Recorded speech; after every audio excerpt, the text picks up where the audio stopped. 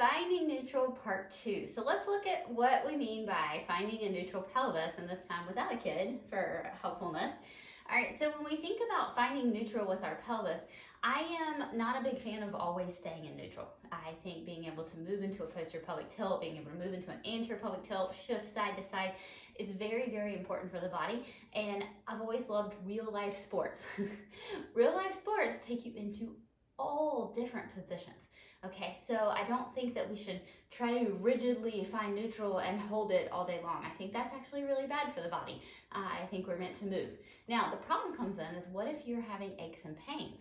What if you have the habit of shifting your hip over to the side and your poor SI joint is killing you by the end of the day? Well, I feel like when we have pain, discomfort, tightness that follows our posturing during the day, then that's when we really need to take a closer look at how we're holding our body. So one of the things that I like to do is help people find neutral when we're working through exercises. That way, if I say, okay, I need you to be in a posterior pelvic tilt for this exercise, then you understand the position that I'm asking you to go into, okay? Or what if I say I need you to go into an anterior pelvic tilt? That way you know kind of where to go for different posturing to maybe help your body. So let's go ahead. If you want to try this, you can join me on your side. And what I want you to think about here is the bones of your pelvis. All right, so if this is lying on your back, this is your pubic symphysis.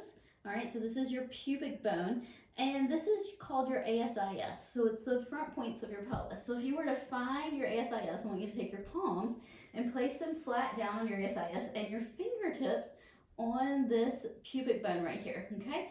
So what we're gonna do is we're gonna find those points on our pelvis. And I want you to think about taking your pelvis and rocking it under. So you're gonna take your pelvis and you're gonna rock it under. This is going into a posterior pelvic tilt.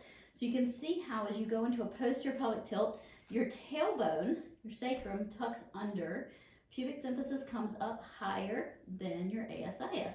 So if I'm here and I tuck under, pubic bone is higher, ASIS or lower.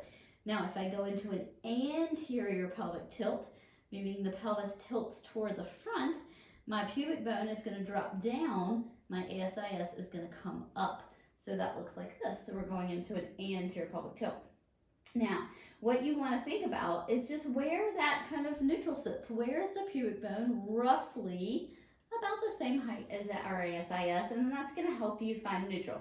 Now, this is only important if you actually need to find neutral, but sometimes for exercises, we tend to maybe tuck a little bit more than we should, or go into an anterior pelvic tilt more than we should if we're trying to correct something. All right, and that's when it's just kind of important to be aware of our body position and our body positioning in space. So give that a try. See if you can go into a posterior pelvic tilt, tucking this tailbone under, shortening those pelvic floor muscles, and see if you can go into an anterior pelvic tilt. Tailbone goes back, pelvic floor muscles lengthen a bit, and abs lengthen, okay? So posterior pelvic tilt shortens our abdominal muscles. Anterior pelvic tilt lengthens our abdominal muscles. So see if you can play through these postures and feel the difference between a posterior pelvic tilt and an anterior pelvic tilt.